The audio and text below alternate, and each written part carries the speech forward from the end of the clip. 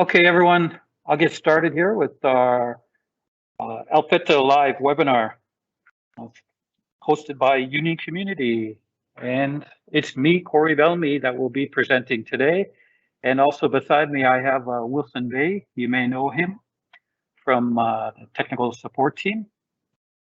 First of all, I want to thank you all for attending. Those people who have registered is very important because this event is being recorded right now. And I am going to save this information and other materials and follow up with you with your registered email. We have about 200 registered people. I hope we have the same turnout for this live event. I thought for the international customers, this would be the best time slot considering the time differences. And as I said, don't worry, the session is being recorded, so we'll share it with you later. And just a tip for those of you who English is a second language, like me, you can turn on the live captions for a little bit better experience. You can find that one of the options in the Teams events to turn on live captions, and then you'll see me, the text display on the bottom of the screen. Now, this is a one-to-many webinar. You only need to watch and listen and provide your questions as needed. So there's no need for you to turn on your video or microphone during this session. Now, this is the first long overdue session of the Alpeta Live webinar we should have had a long time ago. But I think now is a good time to have it. We do plan on hosting a lot more webinars coming up, one per month, starting with this one. And I thought I would start off in a basic Alpeta introduction. I know some of you have been using Alpeta for a long time, but to balance out the people who are new to it, I prepared topics for both types of audiences. Now, as you can imagine, with a software platform this size, we could be talking about this Alpeta all day. So rather than jumping into the advanced Alpeta topics, I'm going to do just like a storyboard right from the beginning all the way to the end, from the first installation, talking about planning, requirements, right to the end of it. So that'll give you a better understanding. The presentation file is just meant to list key points. I can say issues that have been reported and that we have answered, and I will cover those in the presentation file. What I would like to do is be able to show you live demo of the installation, and also after the installation, we'll go through a login sequence, and then we'll show you some of the screens and icons and options and settings that you'll encounter through your first experience with Alpeta.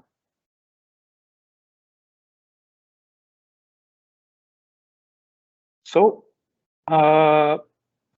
also, I planned it so that people can ask questions at any time during the webinar.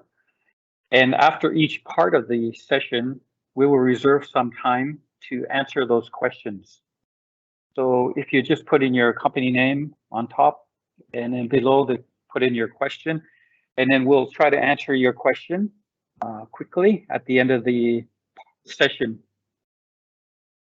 If we do not answer your question, do not worry, because we have a log of all the questions, and then we will send out the answers later on once we prepared them all. Okay, let's get started. Now, the agenda, how I'm going to go through this is I'm going to first cover the overview of requirements, setup and licensing, and then we're going to go over a little installation demo, and then have our first Q&A session. After that, we're going to do a login. Then I'm going to show you some navigational things on the Alpeta desktop, and then show you some things with the dashboard and some major features. Then also we'll go through a little bit of navigational demonstration for that, and then we'll have time for a Q&A session after that. And third, which may be the most important part for you, is some a little bit practical demonstrations, basically adding a terminal reader, and adding, registering a user. And then, of course, we'll have a time for a Q&A session again at the last final presentation. Okay, now to get started on part one, overview, requirements, setup, and licensing. We're going to cover a little bit of planning and overview, what you have to prepare for the Alpeta, what it's about. Then we're going to cover some requirements about it, and then important things to set up, and then how to request or how to activate the licensing. Now, let's look a little bit about the overview. Some of you may have seen this diagram already. Now, Alpeta is a web-based platform. It's an integrated security solution. It provides access control, time and attendance management solutions using Union Community's UBIO product lineup. Now, to give the user more flexibility, it doesn't only provide access control, time and attendance. We also have the ability to integrate third-party video solutions, license plate recognition solutions, and other companies' software. We'll talk a little bit more about that later. But right now, it's important to understand a little bit of the system architecture about Alpeta. One of the key points about Alpeta is our servers are split up. They're split up to provide the maximum performance of the system. And then we have on the Alpeta data server. And what does that mean for is database communications between Alpeta. We have the control server. That main function is for terminal communications and Alpeta functional controls. Then we have authentication server. This authentication server focuses on fingerprint authentication, card authentication, and facial authentication. Specifically facial, we're talking about our Neurotechnology Pro Lite licensing structure. I'll talk a little bit more of that later in the presentation. And then, of course, we have our database structure, which is based upon the MariaDB, but also flexibility to use a MySQL or MS SQL database. Now, they are broken down into this structure to provide you the maximum performance and allowing up to 2,000 terminals connected to your system and up to 200,000 users. Now, when you're seeing the overview diagram of all these desktop servers, it's basically, you can install it on one server. We just give the flexibility for you to partition the servers as to how you like. Now, let me cover some of the key requirements when thinking about putting Alpeta in your solution. First of all, it's a 64-bit system, not 32-bit system. And you're going to see sometimes some problems when you first try to run the system. You'll have an error such as this, please manually register services. I put that on there specifically because we have customers trying to install it. Maybe it wasn't said correctly at the beginning, but it's very important to know it's a 64-bit platform that we're dealing with here, not a 32-bit platform. And also the MariaDB and MySQL Server 2014 or higher. Now, let me discuss basically some of the minimum requirements required for using Alpeta. And you should think about how you're going to plan your system with regards to number of users and number of terminals. And in this particular slide, I've broken it down into maybe five groups: simple installation, small, medium, large, and enterprise. Now, you don't need to follow these numbers exactly. We're just giving you the minimum requirements for the hardware that you would probably need for installing the server, and what the client recommendation should be. So as you can see, the basic is a Windows 7 or Windows Server for the OS. I should also let you know that we have done some Linux OS. That is not officially released. If you do require something like that, we have done it on Ubuntu 16.04 and also CentOS. If you have any specific questions regarding that OS, you can leave it in the Q&A section for later. As I said, the database is important, and then of course your standard CPU requirements, RAM, and hard drive requirements depending on your architecture of your system. And for the best client performance, we recommend Google Chrome 49 or later. And why we have these specs? Because these are the specs that we have tested with.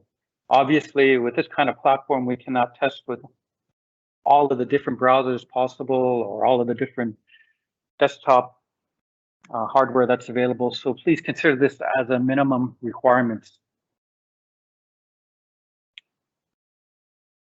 Now, the next part, during installation, there are a few things to be aware about, because a lot of you are used to our previous software and our unit software or ACM Pro, and specifically notice the port setting. The port settings are a little bit different on this software. Make sure your default ports are open and are available. If you're a firewall. Now, regarding the clients, technically you can have endless number of clients connected to the server. It really depends on what kind of system is hosting it. By hosting, I mean how big your server is, how powerful your server is. Now, you can enable at the beginning, as you'll see, HTTP or secure HTTPS. However, HTTPS requires a certificate registration process that you have to go through. Now, no need to worry about that. We have a technical note about that, about how you can perform this.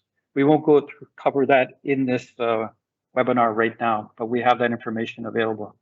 Now, it's important to consider the HTTPS because when using a webcam for example, user registration, the webcam will not work correctly if you do not use HTTPS. That's one reason for it. Now, let's talk a little bit about the licensing, because a lot of you may forget about this. And first of all, I think it's important that you understand the licensing model that you will need in your particular site or your installation. I've outlined a few of the major features associated with each license on Alpeta. We have 5 licenses on Alpeta. Sorry, 4, and that is a light license. A light license is required for running the Alpeta in any particular mode. That license is free, no charge. And what you get with that is your basic access control functionality. And then from there, we have other features that you move up from the light license, such as the standard, premium, and enterprise. I can say right now the standard and premium are being used right now. The enterprise is still rather new. There are some features in there, such as video management, elevator support that you may need for a specific site that may release some licensing at that time. Now, licensing is based on a per server basis. So you consider only one license needed for your particular installation. If you have a rather large site, or you have multi-sites where you're connecting multiple servers, when I say multiple servers, for example, you want more than 2,000 terminals, you're going to have to connect multiple servers in that case. Then you need another license in that case. Another important thing to consider is you request that serial key from your sales team.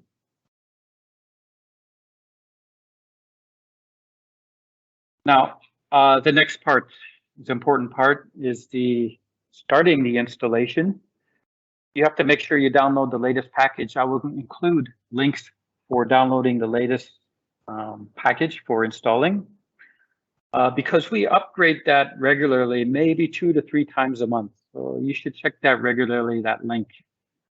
Now, during the installation many people worry about this particular section dialog box that I have popped on there because they really don't know what to do. I explained earlier what the differences are between each of the servers and why we have them.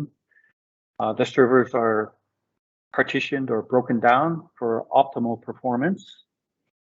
And you will see the selections available here: the data server, control server, authentication server, MariaDB, and activation. Now, if you're more advanced and you're installing your servers on different servers or different laptops or, different desktops, then you can use these selections by themselves. I would tell you the only two optional ones you should be concerned about is the MariaDB and the activation checkbox. Now, the activation checkbox is maybe the one you may not use as often or you don't care about. That's just a licensing managing tool for the face license of the UBioX Pro Lite or the AC7000. MariaDB, you don't need that checked if you're not using the MariaDB. But I would highly advise you just don't worry about it and keep them all checked during your installation process, unless you have something specific or some special reasons you need to disable them. Now, let me talk a little bit about the license activation, because this is another important thing when you first run Alpeta. You're going to be prompted with a license activation window. So make sure you understand this part. First of all, as I said, you have to understand what kind of licensing policy you want for your particular customer and site. Decide on the kind of features are needed and decide if you need a light version, access control only. Do you need time and attendance and some other special features with that? So the first thing is important is get your serial key from the sales team. Now, you'll see here on the dialog box, what's important is the two required inputs is a serial key and customer ID. The customer ID is a number that you create for your specific end user customer. That can be anywhere from 6 to 20 letters and number combination. I would suggest to use a number associated with your customer. If you already have a customer name associated with them or a customer number, put their name in it, something like that. So when we activate the license, when the license is activated, we can see the actual customer ID in our licensing policy structure. Optional is a company name, but I recommend to use the company name and put your company name on there, that the company that is installing the software. Now, there's two ways to activate the licensing policy. There's an online activation and an offline activation. Online simply means that you have a valid connected internet connection that can connect to our server. Obviously, offline means you don't have any internet connection. You're in a specific LAN type, intranet type of situation. So when we look at the offline intranet LAN activation, what's needed here is the serial key from your sales team, the same as before. But what's different is you're going to select the dialog for license key direct input. That's important. You will not require any LAN connection on the server. However, the phone that you're going to scan that QR code, or the device that you're going to scan that QR code, has to have a live connection. Again, the customer ID, as I explained before, should be a valid customer ID that represents your customer. What you will do is you will click on the create button. That will generate a QR code. At that time, you will scan the QR code on your phone, tablet, or whatever you're using to generate the license. And then you will notice a license key that will appear on the phone. That license key can then be input into the license key field. As simple as that. So just remember, there are two forms of entering a license key, an online and an offline mode. Now, what we're going to do next, we're going to have a demonstration about installing Alpeta from the very start until we get to the login screen. And then we'll pause for a little bit to have a Q&A section. So right now I'll switch the show over to Wilson, and he's going to do a demonstration about the Alpeta installation. Okay, I'll talk during this installation process. Now he's going to click on the installation icon. The latest version is version 1.088. Please also check for the latest version before installing.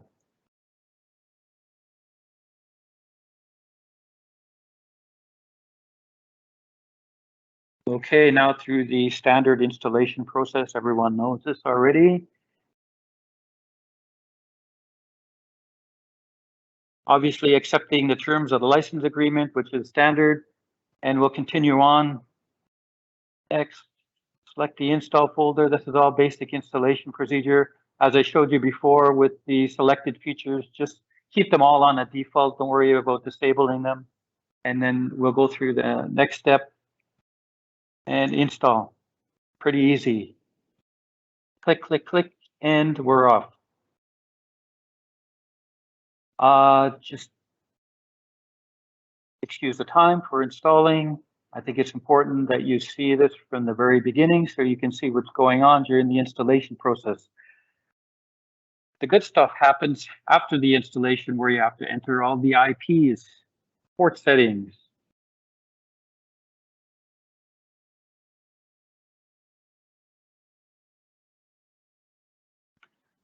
We already have a license key ready from the sales team.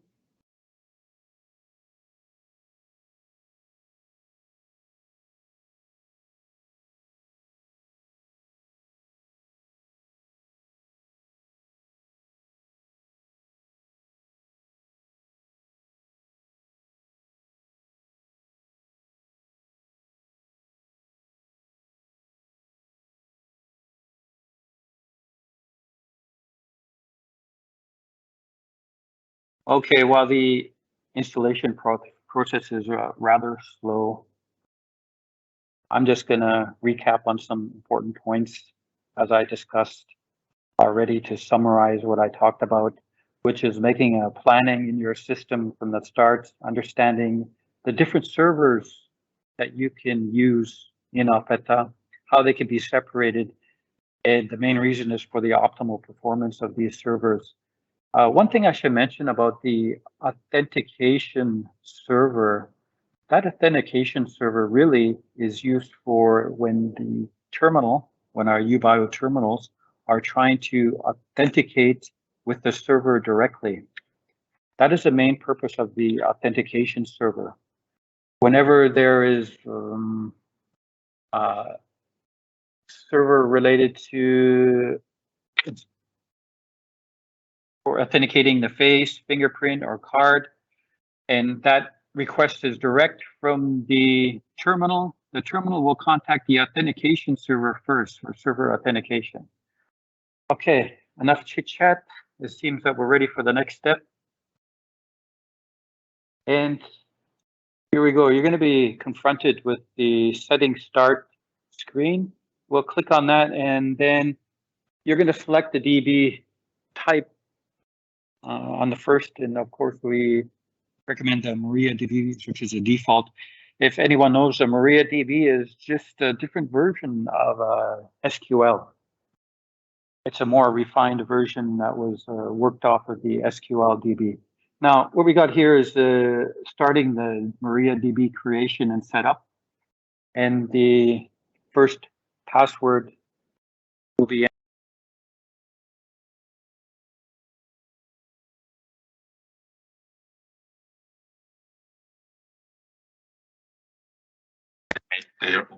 the installer will already have the password for the database file already, but the default is 12345. The port settings are set up on local DB 127001 because we have the servers installed locally on the laptop right now. So that's why we have the IP set for local hosts.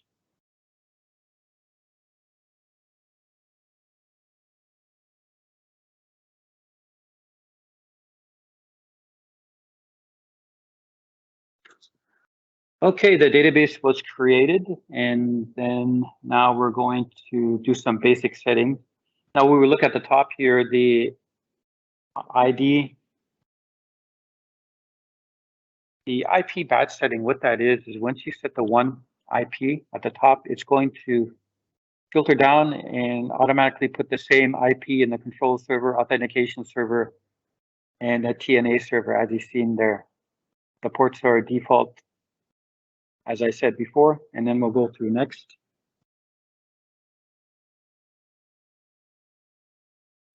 Okay, the next one I told you about is setting the HTTP or HTTPS.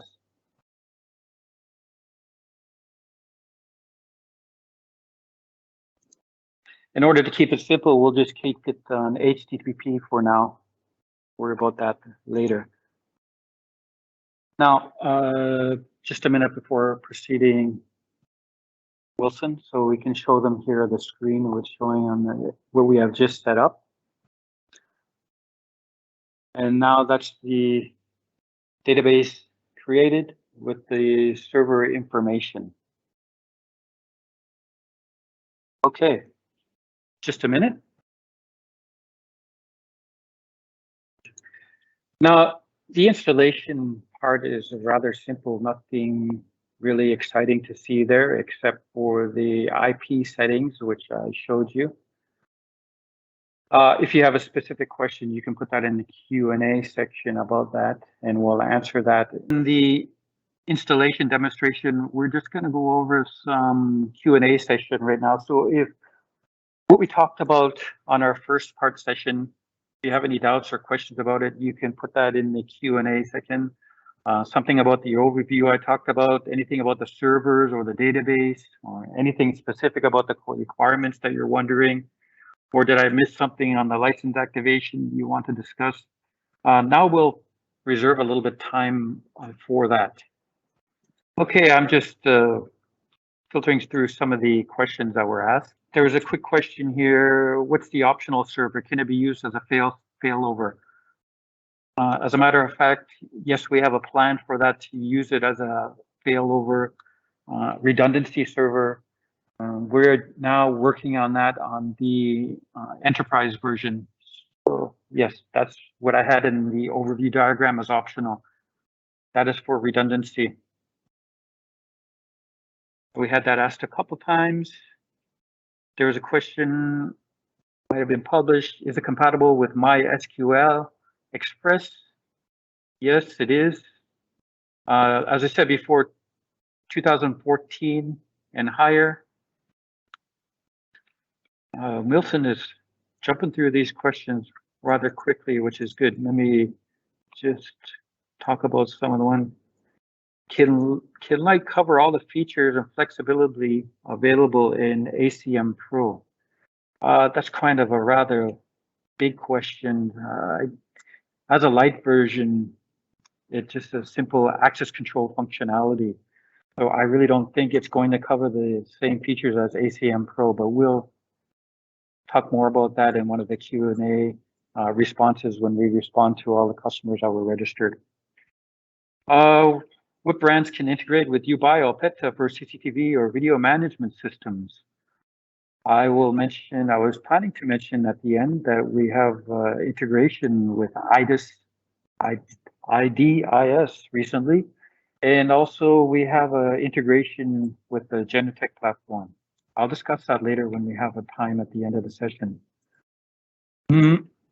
MySQL, in case of licensing pricing. Okay, pricing, yes, you have to talk to your sales manager about the pricing for licenses.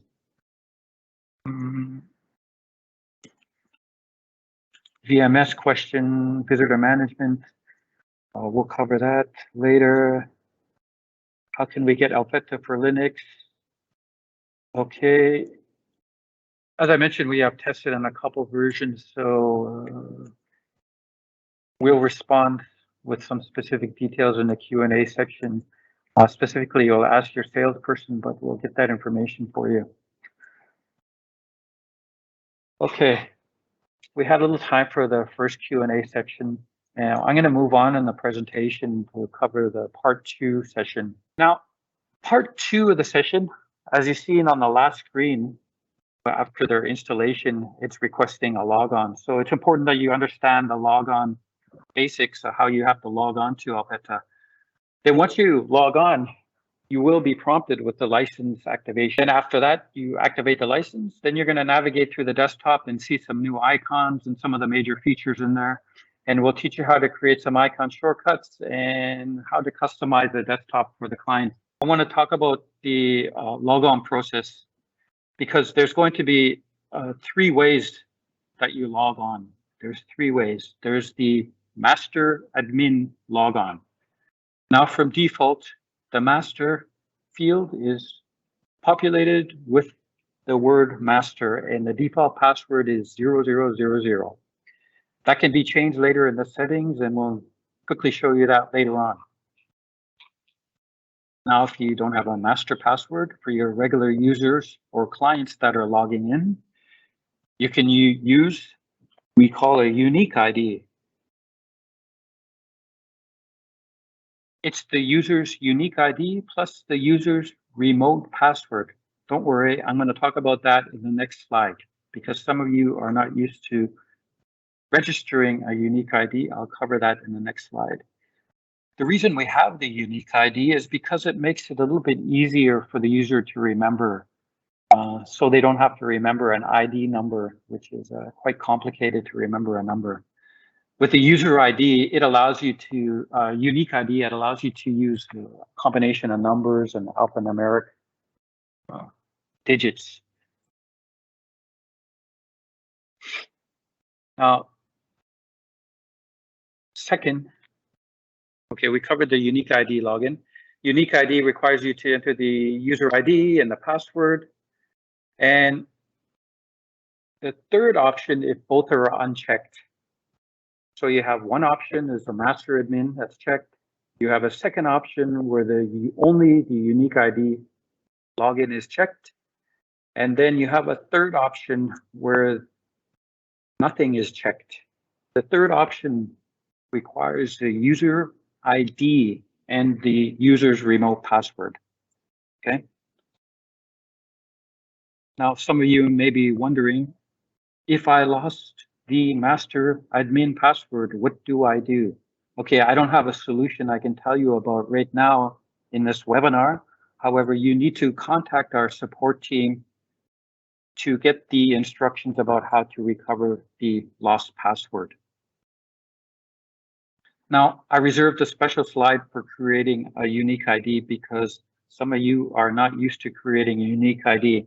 As I said, unique ID is quite good for registering user clients so they don't have to remember ID number. First you'll do is you go into the user info area under the basic heading area. When you register anyone who wants to log in, you have to give them the privilege as an admin user, not as a standard user.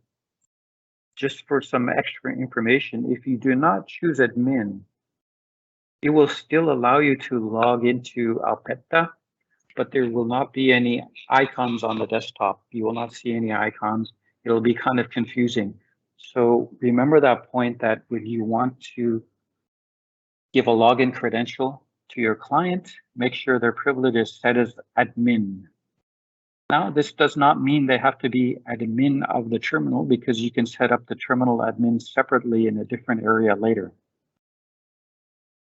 So under basic setting, privilege is an admin. And next you will go over to the ETC column. And what you will do is you will turn on allow remote access. And then you will enter a unique ID. If you see on my bottom there, I entered Corey 1234. And we have to have some way of checking the database if that is already a registered unique ID. So you have to select the duplicate check after you put in the unique ID to verify that that is not already an existing unique ID. Because those unique IDs can be very common in some cases. Even though they're unique, people may try to use the same kind of words when creating them. So important things on this page are unique ID, duplicate check, remote access password, and that is same as entering any password. Just enter the password once you have the allow remote access enabled. Part 2, still we're on the login screen, and we're going to show you later on the next screen is after login, you're going to be prompted with a license activation. And I already talked about in the previous one about how to activate the licenses. So no need to cover that right now, including the light version. Another important part, a lot of questions asked about the language selection. Now, when selecting the language, you will select the icon on the far top right corner, and then you'll go to the language selection area. Now, from version 1.079 and higher, we have the English, Korean, Chinese, French, and Spanish languages, mainly thanks to some of our partners who have already provided us language translation files. Now, there is a way to add your own language to Alpeta. However, it should be part of the standard ISO standard language. Now, I put a link in there of the standard ISO listings for different languages, for the different regions, because in some countries you may have different regions in your country. It has to be part of the standard ISO language naming convention. For example, in Spain, there are going to be 2 types of Spain. One Spain for Latin America and another Spain for the Spanish Spain in Spain. So each will have a different dialect, and you have to decide on the dialect type. And you will click on the ISO languages, and then you'll see some different ISO languages that are available. And then we do have a language process. I included a link for that of what you need to do. Basically, we provide you some standard JSON files, which you will do a translation for the standard English into your language. Those JSON files, once you have finished the translations, will be sent back to us for processing. What we'll do is we'll have that language added to the next time we have time to add it to the standard release, providing that it's a standard ISO language. Now, keep in mind, we cannot do 2 versions of English, 2 versions of French. They have to be of a different region, different country. If something like that does occur, then it probably falls under the term of customization, because that is not a custom language. There may be some words that you're not happy with in that particular language. You can write them up and send them to us, and we can discuss on a mutual agreement of the type of language for your region. Now, what we're going to do next is a little demonstration. I have nothing really to talk about in the presentation file about this, because it's all really on the Alpeta navigational portion of it. And we're going to do the main desktop, a little bit of walkthrough demonstration. The icons show the default desktop, the menu settings, the ID password, how to change that, how to personalize your desktop, and where to find the quick help. And what is the task manager? There's an icon for task manager. I'll show you that, talk a little bit about that. And creating shortcut icons on the desktop, right click and deleting them. So now what I'm going to do is pass over to Wilson again. If you remember the first part, we just finished the installation process, and now we're going to try to do going to log in as a standard or master to make it simple. Wilson and I were just talking about the language because his desktop is in Korean language. This is why you're seeing Korean. So what we're going to do now is activate the license first, then we're going to go into change the language settings later to get the English language corrected. I already taught you about activating the license, And then we have the serial key that we received from the sales team that we're going to copy and paste that. And then we're going to enter some customer ID. As I told you before, I prefer to have something related to the customer site so that we can identify each customer where the instance is installed. Okay, he's going to register now. Go through the registration and activate.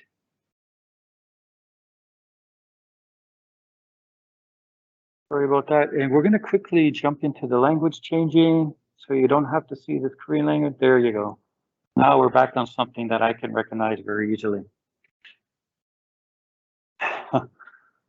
Okay, first of all, I would just want to do some navigations. What you're going to see normally when you first activate your license and you see the desktop of the standard icons on the main desktop. Uvia Alpeta is in the background, and you're going to have basic icons on the front. Now, Wilson, just go over to the language area where we were at before. We don't need to change the language, but that's what one of the important things I wanted to show you about changing the language, because you're going to be asking how to change the language later on. And right after your after your login, you're going to be prompted with the licensing, and then you're going to change your language. So that's where you change your language. Okay. And next, what I'm going to do is just go over to the far left corner. And you're going to see here, this is where all the options are available in Alpeta, specifically related to user management, access group management, terminal management, time zone. Scroll down, then we got the authentication log management, system log, privilege, settings for users, a monitoring window, anti-passback, things like that. I don't need to cover each one of them in here because we only have limited time right now, but scroll back up to the top again, Wilson. Now, what you're going to see here is on the left side is those main categories. On the right side is the help regarding those. So there's some basic help menus on here that you can click for understanding what specifically those are related to. Now, Wilson, go back to the, okay, let's go onto the main screen here. We're onto the user. Go into the user icon and right click the user icon. Now he has the option to delete it because it's already on the desktop. Now just delete it right now. So what we did is delete the shortcut icon on the desktop. Go ahead and delete the group icon while you're there. Okay, that's showing you how to personalize your desktop. Go back into the matrix icon. Now, if you want to make that as a standard group on your desktop, you're going to again right click and do generate shortcut. Do that now, click generate shortcut, go back to the main, and then you'll see that the user and group were added to the main desktop. Obviously, you can drag those to anywhere you want on the desktop. Those are just the default locations on the desktop. Okay, now we covered the matrix icon on the top left corner. Now we're going to just go over to the right top corner. The first icon here is the task manager icon. Now, when you have a number of tasks running, what is a task? A task is some kind of event that you told the system to do. For example, I want to retrieve a user from this terminal. I want to download a user to that terminal. I have to register a user on terminal number 1. All that information is being processed by Alpeta, and it will show up on the task list. The reason for this is just to see the queue of the task list that the Alpeta has to do when processing tasks. This is not part of your normal navigation. It's just something for you to know about.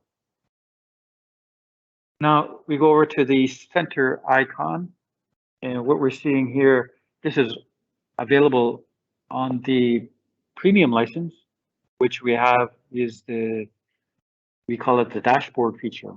on the dashboard feature, you're going to see some specific things related to the data server, web server, how it's performing, how much free space you have, hard drive space, which important is also for you and as the client, as a user client, is the users, the terminals used, the groups, the access group, and something about the log status as well. There is some information that you can turn off.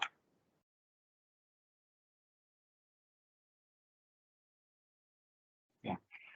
From the setting menu, if you go into there, you can see the dashboard and you can decide what to enable, disable on the dashboard right now.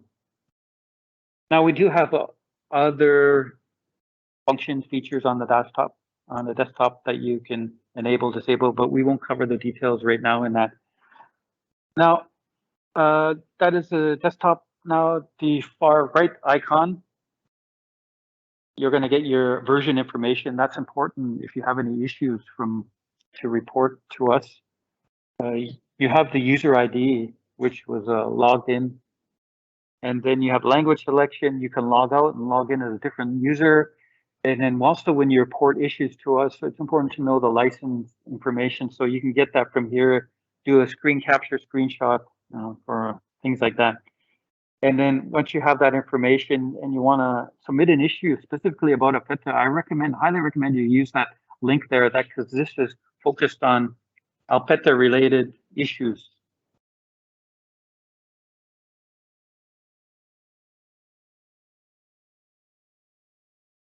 Okay, I think I covered the main parts on the display after logging in. With regards to the matrix icon on the top left corner and the three top right icons and what they are, what they're used for. Now I'm going to have a little bit more time for some question period that you can put in the questions, and I'll talk about some of the questions that were asked during the session. Okay, there's one particular question. Can we put any company logo on the dashboard? Okay, but to the user right now in the settings, it's not available to change that dashboard on the background right now. I see a question here. If I buy a license standard and I want to upgrade their premium, that's possible. Yes, of course, that's possible. You just have to go into the licensing page, as I showed you, and reissue the licensing as before. You can upgrade the license as needed. And I get a PPPT. Yes, you're going to get the PPPT if you registered with us. Couldn't we use Android phone for login on Alpeta? Okay, regarding the login from an Android phone or actually any browser, not necessarily a phone. Let's say this particular question was based on Android phone. Okay, iPhone. Technically, yes, you can log in with the browser. However, the Alpeta is not designed to fit the screen on the phone. You're not going to get optimal display performance when logging in using the phone. Just to let you know, there is some special app development in process now for using it on your phone. We'll have a special app for that. Okay, I think it's important to do a little bit of practical demonstrations, and Wilson's going to show you how to add or connect a reader in Alpeta. But I also think it's important that you understand setting the IP port setting and terminal ID in the physical terminal is very important as well in order for your terminal to connect. We're going to add and register a user, and then with the UBIOX Pro 2, we'll have a face registered and retrieve that user from Alpeta Pro 2. We're going to register. We're going to use a picture that is already registered, and then we're going to, for example, you take a picture on your phone or you already have a picture in your database, how to use that picture and register that picture with the user. One important thing I want to show you in this particular slide here is important for any reader when adding it. Make sure that you set up the server IP in the terminal. You have the correct port number and you have a unique terminal ID. That terminal ID, Wilson's going to create in just a moment. He's going to show you about that. So let's get on with the demonstration and switch back over to the Alpeta screen again.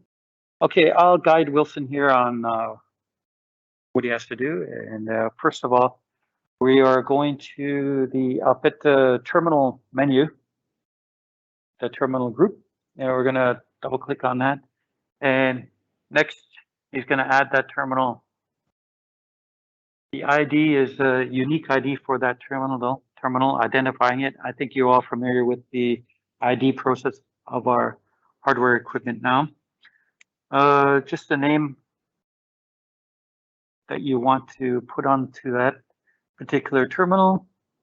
And if you want a little bit description about it, Wilson right now is busy going into the actual UBioX Pro 2 and setting up the server IP, and he's also setting up the ports, as I told you on the last screen selection that we had. Now that the terminal is added, we don't know any particular status until, well, look at that. Something popped up on there that's going to show the terminal type, IP address that connected, disconnected. I should also mention, which I didn't discuss, is the windowing on this system. There you have a three particular icons, kind of look like a Mac OS. You have the close icon, you have the minimize icon. Click it right now, click the green one, and that's going to maximize the particular window that you're working with. You're clicking it again to zoom back out, and then you have the yellow icon for minimizing the window, and then to pull that back up, you're seeing on the top left, that was minimized on the top left beside the matrix icon. So that's where they're minimized on the top. Okay, now that we have that done, we don't really need this screen anymore. You can keep it in the background if you want, that's not important. So what's important is we recognize, open it up again, Wilson, and show them the terminal. The terminal is connected because it showed the IP address, a MAC address, and the version information right there. That you can tell immediately that the terminal connected. And now what's important, a lot of people are used to seeing is the monitoring screen. So he's going to pull up that. As you see the monitoring icon, on the terminal status, you're going to see a green icon indicating that that particular terminal ID 1 is connected. There's no issues with that. I'll just make it a little bit bigger so they can see the full screen, Wilson. Okay. Now you're gonna create a particular event, and you can see an event. This is just status of the particular door number, door event, and if the tamper is open or closed, that's what the red icon you're seeing here. Our particular tamper is open now. Now we just secured the tamper, so this consider it mounted to the wall and it's secured to the wall. There's no issues with that. And if you release the tamper, the red icon is going to appear. And then there's going to be any events here with the door monitoring. If we have door monitoring available, it's going to show a status icon with that. Now, as you can see with the previous software, somewhat similar. We have an event record list on the bottom part.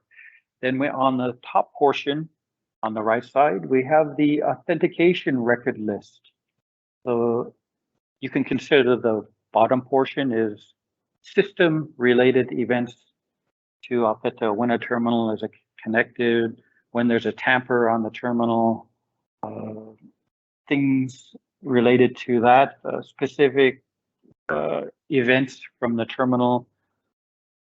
And on the top part is the real-time authentication record list. So whenever there's an authentication done at the terminal,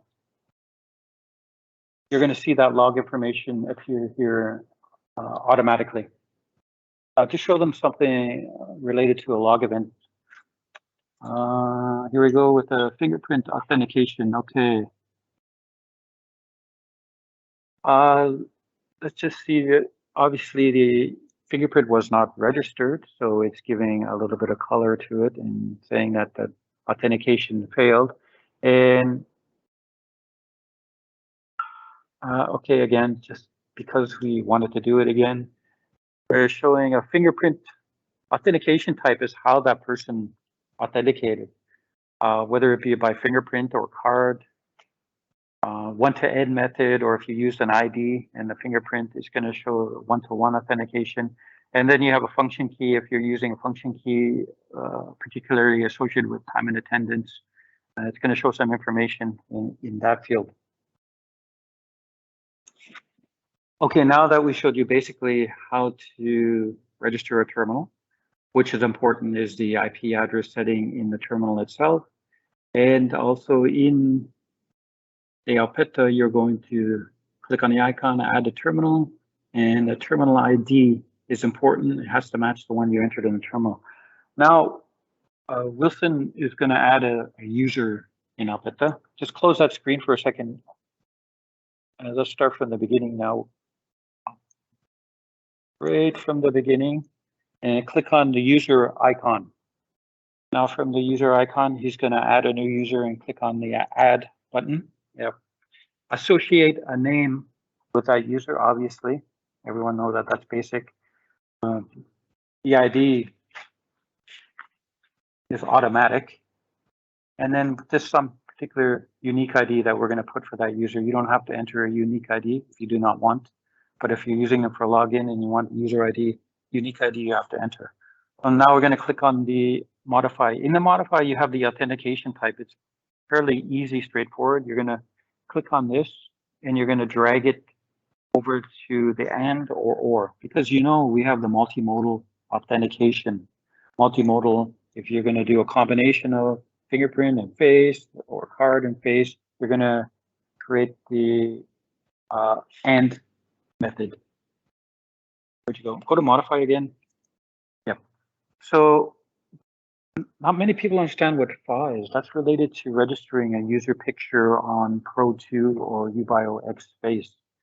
And I'm going to send additional information with that so you understand what that is. So when we speak of FA, that's actually registering the user facial image. That's why he chose a password or a facial image. He's going to click apply. And then it doesn't matter, admin user or standard user, and then regulation period. Those are all things associated with access control. We don't need to show the detail right now. We can cover that in a later session. Authentication details about that particular user. We're going to enter a password now, because remember we chose the authentication type as 1-2 password and face or face. Here we also chose FA data, face data. So what Wilson is doing is normally here we can have.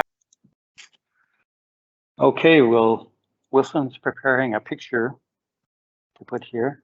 Now, that capture method is if we're going to register the user's face from the terminal. Wilson just selected the capture method because it's actually capturing, it sent a command down to the UBioX Pro2 to register, take a picture of that user. Now you're going to see the pop-up. So wait a minute, Wilson, don't press anything yet. I just want to reiterate that pressing the capture button will send a command down to the Pro2 to do a remote registration. On the Pro2, you're going to see the registration process to put your face on the screen to register it. Now that the picture was already transferred from the register, you can do the register button. And then we click save. The user is added to the system and automatically sent to the. Okay, Wilson is going to show you where to go in to turn on the section to send the users automatically to the terminal. By default, that is turned off. So they're setting to to turn on. I'm going to scroll down to the right side and go to the setting. And we're going to enable automatic synchronization of terminal user information. Overwrite the duplicate user. That's important when you want to enroll a person from the server and send it automatically to the terminal after registering. Now, what Wilson did at first is a manual process. We wanted to show you the manual way of sending a registered user in the database to the terminal. So now Wilson is going to bring up the user menu, and he's going to send that user to the terminal. Oh, slow down. Now we're going to add that user, the terminal user, add it, and from the selection list and apply. At that time, it's now sent to the terminal. That user is sent to the terminal.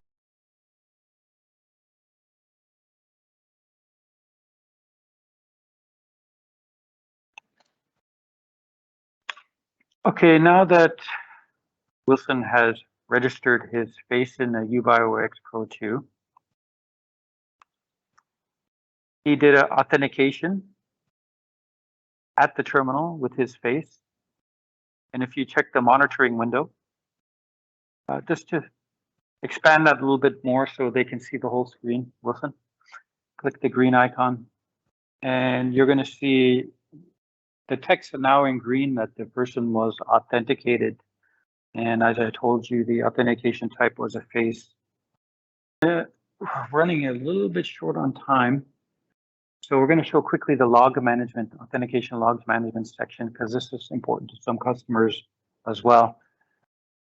As you've seen in the log menu authentication log, you're going to see the specific details regarding the log information.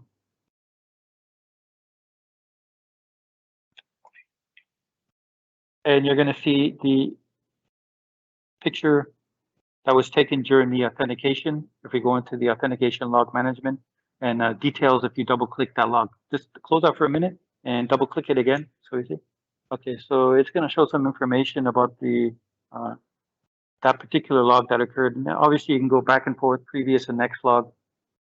If you have a user that was registered, the user picture. Now, what I was talking about before, we've done some integrations with IDIS BMS into the Alpeta, and that is available with the enterprise licensing right now. We can send you more information regarding that integration and how it works. Another thing I wanted to discuss is the integration we have done with Genetec. And what it's called is Alpeta Sync. Basically, it's a smaller version of Alpeta. It's a communicating type of program that communicates. Its main purpose is for integration into the Genetec platform. And when you consider this kind of integration, the main software will be the Genetec platform software, not the Alpeta platform. So this Alpeta Sync program will allow you to connect and have some of the basic functionalities to the Genetec software platform. So that's it for today, and look forward to seeing you next time. I'm going to use the same emailing list for our next webinar, so you'll get the same invitation.